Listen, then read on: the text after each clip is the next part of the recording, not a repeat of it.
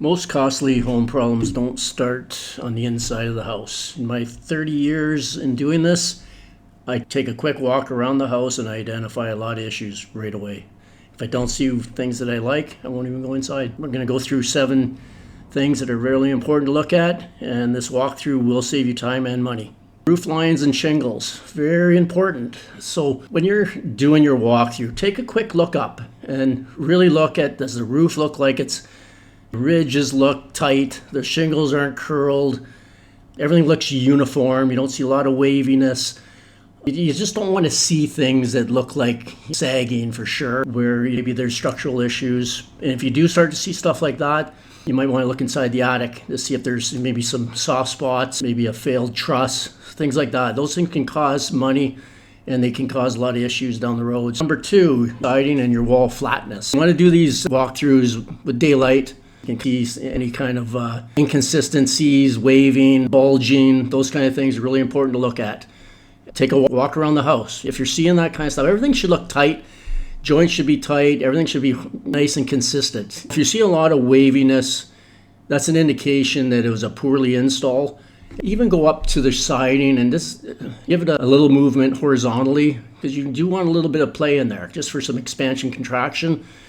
And this is more important with darker siding. It seems to be a little more not forgiving for that. Do yourself a favor, look at that, because a sloppy install can cause you a lot of issues. Number 3, the windows and the trim. So just go up to the window, you see the flashing, consistent, your edging's all in place, caulking, it looks like it's there in uniform, and just a tight install, and that's really important.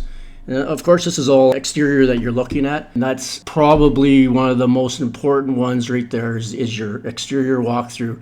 And once again, look at your drip flashings. Number 3, the window and your trim. You want to make sure that the trims are all in place, your caulking looks nice and clean, all your joints are coming in nice so water's not getting in behind into the wall.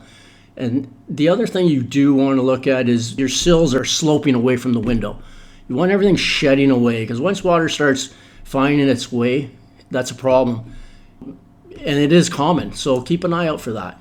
Number 4, foundation and grading. This was really important. So make sure when you're walking up to the house, everything looks like it's sloping away. And you can really see that when you're out from the street.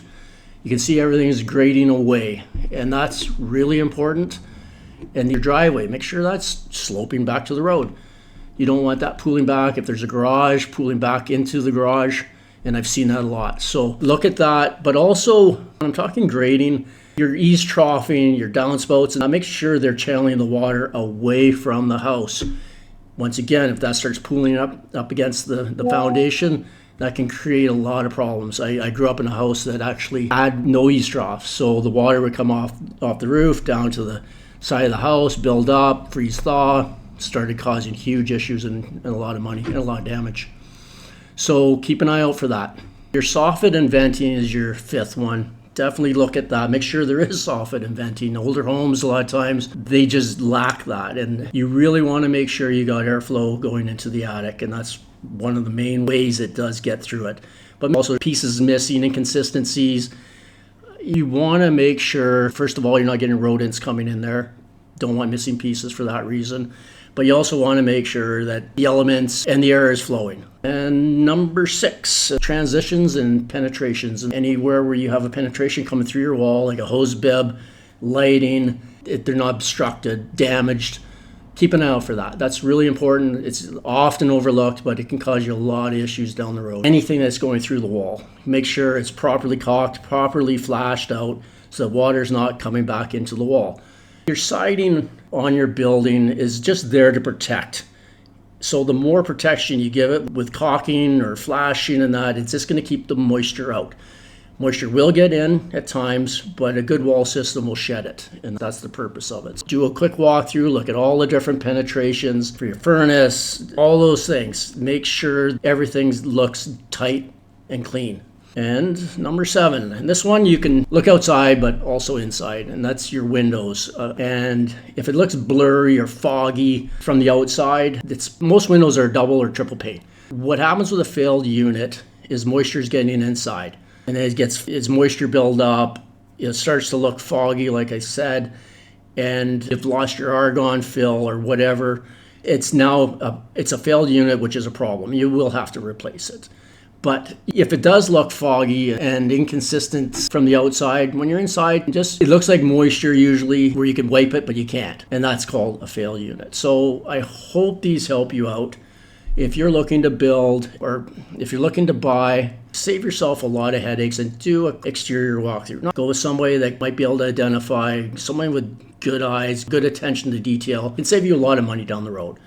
Pass this video on to anybody that is in the market for renovations, new home purchase, because these things can happen in new homes. I've seen actually new homes that have poor grading that is settled prior to even taking a possession, and that causes a lot of problems. So like I said, pass this video on to anybody that might help.